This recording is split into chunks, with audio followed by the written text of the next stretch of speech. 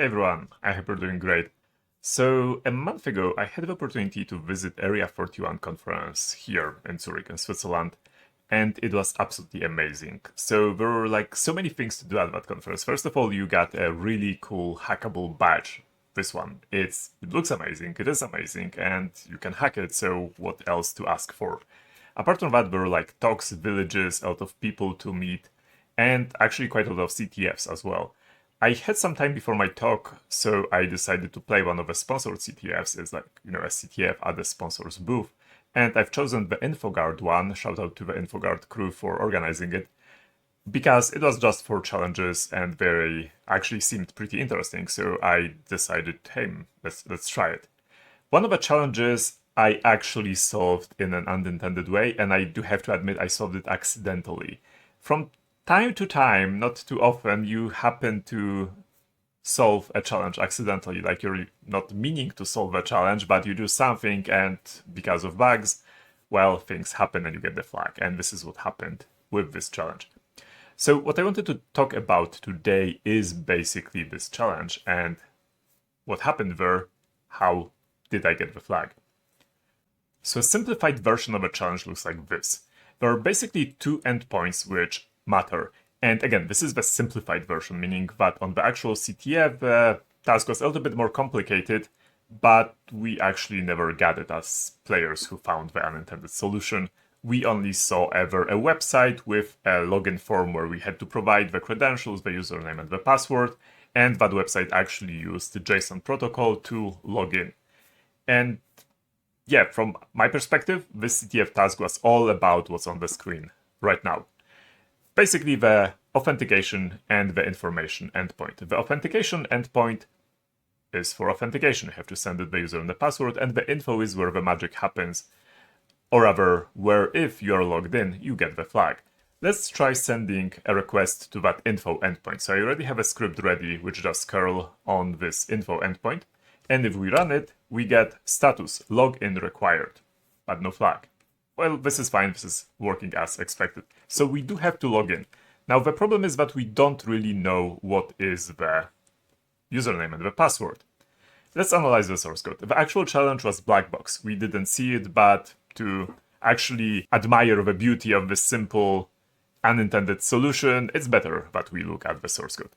What's happening here is that we are getting a dictionary, a JSON encoded dictionary. We decode it to a data variable, and then if it's empty, we actually say invalid JSON format. Otherwise, we try to get from this dictionary a username and a password. Now, there is this global dictionary called users, which is a plain text dictionary where the key is the username and the password is, the password, just a plain text password. So for example, John and John's password. So we fetch the user from that dictionary. For example, if we provide username John, then John's password is being fetched here, and we compare it to whatever the user provided as the password during authentication. If it matches, hey, great, we set the username for the session, and we reply with status OK. Otherwise, we reply with error, message, invalid credentials. So the way I actually walked you through it is slightly misleading, because this is showcasing how it works in the perfect scenario where the user gets to log in. But let's try a couple of things. So first of all, let's try to send the username and we don't know the password, so I'm just going to send ASDF and let's see what happens. We are sending content type application JSON, and then we actually send the JSON encoded dictionary with username and password here. Okay, let's send it. And we are getting 401 unauthorized. Message invalid credentials, status error. Okay, yeah, this apparently isn't going to work. So what I actually did at the CTF was I was going step by step. I was thinking of, okay, let's just get the first part of the protocol right. Let's see if there is any error, if the password field is missing. If there are any errors, you can usually determine by what error is there, whether this is this framework or that framework, this library, or maybe something else. So this kind of gives you an idea of the technological stack which is being used. So let's remove the password field and let's go with username John and let's see what happens. And we get invalid credentials. But what I did on the CTF, I actually put here 1, 2, 3 as a number, and let's see what happens now. And hey, I actually got status OK with a cookie. Is this an actual session cookie? No, it cannot be. Or is it?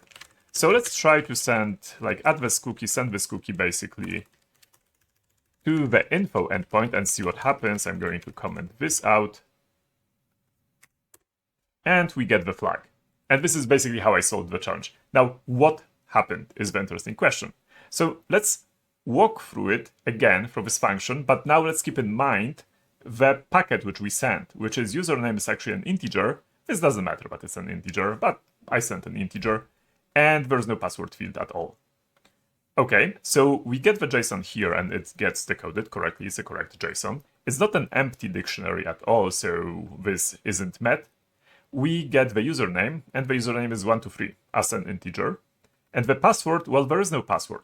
Now, there's an important difference in Python between the notation data.get password and an alternative notation which would be data and then square brackets password. The square brackets, if the key password does not exist, actually raises an exception, like throws an exception. But the get method does not. Rather than that, it by default returns none. Or you can actually like put a second parameter here and it would return the second parameter otherwise. But well, it does actually return none if the second argument is not specified. So we get a none here. We get username 123, password none. Okay, so now we get this fetch from the user's global dictionary, and we try to fetch the 123 user. Oh, there is no 123 user in this dictionary at all, but we are using get here, so this will not raise an exception, as discussed a second ago. This will return none. So we suddenly have none on the left side, and we have none on the right side. And hey, in Python, none is equal to none, which makes a lot of sense. So we are logged in. Amazing. And we get the flag, and we got a solution. So this was a pretty fun task, and like because of, again, the quirks and how the code was exactly made, it allowed us to bypass the challenge altogether.